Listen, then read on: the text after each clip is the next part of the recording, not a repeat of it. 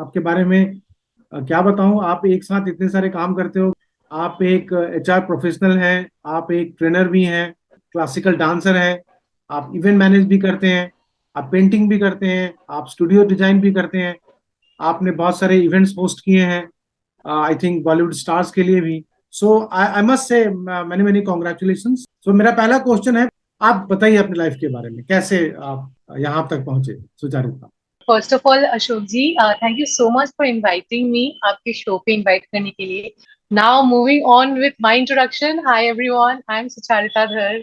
मैं एक बहुत ही छोटे से शहर सिलचर से बिलोंग करती हूँ जो असम में है। तो मैंने अपनी स्कूलिंग यहाँ से करी थी। तो उस टाइम में मैंने अपने पापा से बात करके मैंने उनको बोला था कि मुझे आर्ट्स ही लेना है और मुझे आर्ट्स लेके सिलचर के बाहर जाके पढ़ाई करनी है। थैंक्स टू माय पेरेंट्स, बहुत जिन्होंने मना किया था तब मेरे मॉम डैड को कि उसको अभी मत भेजो, आर्ट्स लेके क्या कर लेगी, ज्यादा कुछ करियर ऑप्शंस भी नहीं है।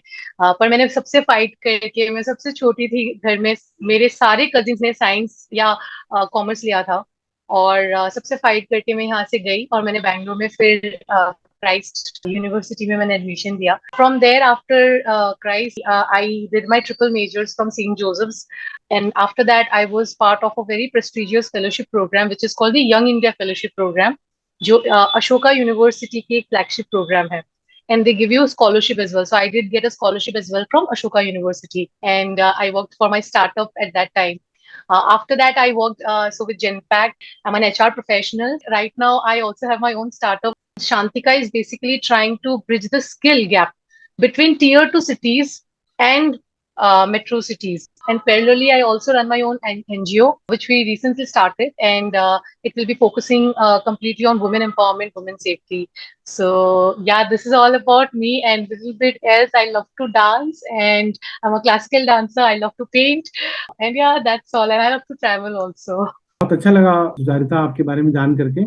आज की यंग जनरेशन मुझे लगता है कि नॉर्मली इंटरनेट के ऊपर या मोबाइल फोन्स के ऊपर ज्यादा टाइम जाता है उनका, तो मुझे लगता है कि उनकी पढ़ाई के अलावा हॉबीज वाला पार्ट उनका बहुत ज्यादा डेवलप नहीं है। तो उसके लिए आप क्या कहना चाहेंगे? Thanks to my mom and dad, I will give no entire credit to both my parents because बचपन से ही मुझे डांस भी सिखाया गया। मुझे 3 टाइप्स ऑफ डांसिंग क्लासेस में डाल दिए थे, मुझे पेंटिंग क्लासेस में डाला उन्होंने, स्पोर्ट्स, स्विमिंग, कुछ भी ऐसा नहीं था जहाँ पे मेरे मॉम डैड ने भेजा नहीं।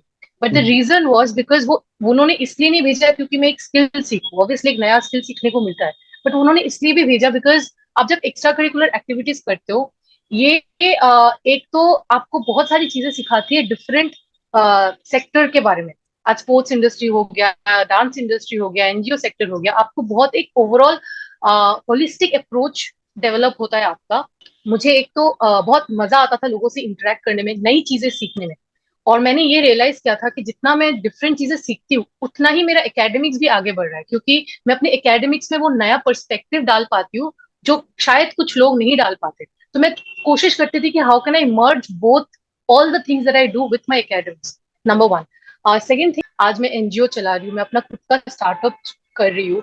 मैंने जेनपैक में मेरा एचआर का जो रोल है, मुझे ये सारी चीजें कुछ नहीं मिलता अगर मैं एक्स्ट्रा करिकुलर एक्टिविटीज नहीं करती। आज के दुनिया में जिस हिसाब से चेंजेस आ रही है, जैसे टेक्नोलॉजी आगे जा रहा है, राइट, आप बिल्कुल। देखोगे आपके बहुत सारे जॉब्स ना टेक्नोलॉजी की वजह से रिप्लेस हो रही है। बहुत जो मिनिमम डेटा एंट्री वाला जॉब है, जितने बिल्कुल। भी आपके मिनिमम जॉब्स है, वो एकदम ही रिप्लेस हो रही है एंड नए जॉब्स आ रहे हैं। आपको अगर टेक्नोलॉजी के साथ कदम से कदम मिला के आगे बढ़ना है तो आपको बहुत सारी चीजें पता होनी चाहिए। क्योंकि आज की तारीख में अगर कंपनीज भी हायर कर रही है, they are not hiring somebody who is only specialized in one particular thing. They would look for somebody who knows multiple things, who can wear multiple hats. बिल्कुल। उस एम्प्लॉय को वो एक डिपार्टमेंट से उठा के किसी और में डाल सकते हैं, कहीं पे भी डालो। And the most important thing is they are also looking for lot of soft skills like being a good leader. How can you talk to clients, how can you have an interesting conversation with the client. And वो सारी चीजें ना आपको बस academia से नहीं मिल सकती। So you need to have a holistic approach about everything in your life, only then आप अपने खुद के करियर में भी एक्सेल कर सकते हो। एंड मैं एक छोटे सा एग्जांपल देना चाहूंगी। जब मैं बैंगलोर में थी, जब मैं कॉलेज में पढ़ रही थी, तो मैं कॉलेज के साथ साथ मैं एक एनजीओ है यूएनआई बोल के बैंगलोर में, जो बच्चों ऑर्फन चिल्ड्रन को इंग्लिश सिखाती है। तो मैं एवरी वीक मैं ऑर्फन चिल्ड्रन को इंग्लिश सिखाती थी, वो मैंने एक इंटर्नशिप किया था। फिर उसके साथ साथ मैं टीच फॉर इंडिया करके एक NGO which is a national level NGO again, उसके साथ में उनका कैंपस एम्बेसडर भी थी। पैरेलली उसके साथ में अपने कॉलेज की नॉर्थ ईस्टर्न जो एसोसिएशन है उसकी भी असम की रिप्रेजेंटेटिव थी।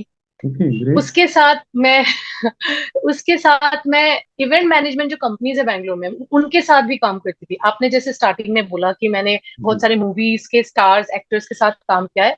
हाँ, बकायदा because of those event management companies only, क्योंकि हम उनके लिए इवेंट होस्ट करते थे। तो इसमें क्या हुआ ना, तो मेरा बस एक एक तरीके से की ग्रोथ नहीं हुई।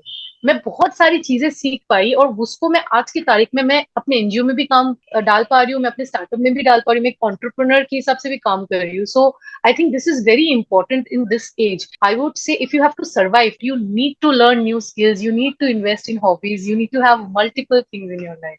You did not only depend on the theoretical knowledge, but you always try to get more practical knowledge. Let it be from dance, let it be from event management, let it be from training and teaching. So that is the thing. Like I think every youth, every young person should try. So at this point of time, वो कौन सी तीन learning है जो आप share करना चाहेंगी, जो आपने सीखा लाइफ से? So I think the first learning I would say is that you need to continuously upskill yourself. इसका मतलब ये है कि whatever you have learned, you need to keep on learning. Learning can never stop. अगर आप ऐसे समझते हो कि आप अपने लाइफ में एक बहुत बड़ी ऊपर पोजीशन में पहुंच गए हो एंड उसके बाद आप सीखना छोड़ दोगे, मार्केट इतना फास्ट जा रहा है ना, आप बाकी लोग ना कब आपसे आगे निकल के चले जाएंगे आपको पता ही नहीं चलेगा। क्योंकि आज की तारीख में कंपटीशन बहुत ज्यादा है और अगर आपको सर्वाइव करना है इस कंपटीशन में, you need to be the best and you can only be the best if you keep learning new things. अगर आप अपने खुद के टैलेंट को चैलेंज करके नए नए स्किल्स ऐड करते हो, और no matter how successful you are in your life, or if you have just started your career, you need to keep on learning and learning. Number two, as a learning, I would always say be very flexible and adaptable. आज के तारीख में ना, if you are rigid person, अगर आप ऐसे बोलते हो कि नहीं मुझे ये नहीं काम करना, या मुझे उस इंसान के साथ काम नहीं करना, या मुझे इस वाले सेक्टर में नहीं जाना, या मुझे ये इस चीज का ये पसंद नहीं है, मैं तो 5 साल से मैं डेटा एंट्री का काम कर रहा हूँ, आज मैं एनालिटिक्स में नहीं घुसूंगा। अगर आप ऐसे रिजिड हो गए ना, आप लाइफ में आगे नहीं बढ़ पाएंगे। आपको बहुत फ्लेक्सिबल होना पड़ेगा, विच मीन्स आपके पास जो आ रहा है, अगर कुछ नया भी आ रहा है, इसको सीख के उसको करो। The last thing would be being first time right.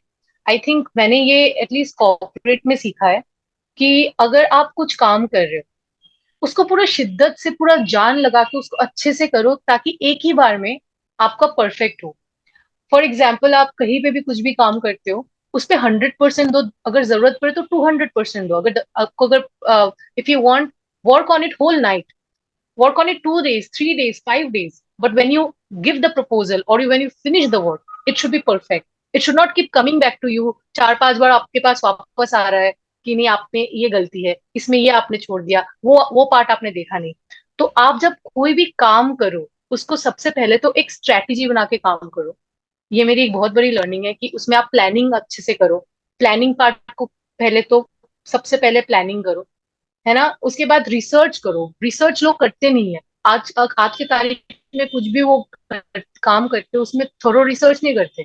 आप रिसर्च करो, फिर जाके उसकी प्लान बनाओ, फिर उसको आउटकम बेस्ड प्लान बना के उसकी इम्प्लीमेंटेशन करो। आई थिंक ये जो प्रोसेस है ये बहुत इंपॉर्टेंट है, अगर आपको स्टैंड आउट होना है क्राउड में। तीनों ही कमाल की लर्निंग है आपकी, क्योंकि नॉर्मली आज के टाइम पे जो मैं देखता हूँ कि वो एक एटीट्यूड है, चलता है एटीट्यूड, या काम खत्म करो वाला attitude. So this will be very helpful. इन्हीं शब्दों के साथ मैं आपको बहुत बहुत धन्यवाद देना चाहूंगा सुचारिता, आपने टाइम दिया, इस टॉक शो में आप आई, तो thank you so much. Thank you so much Ashok ji.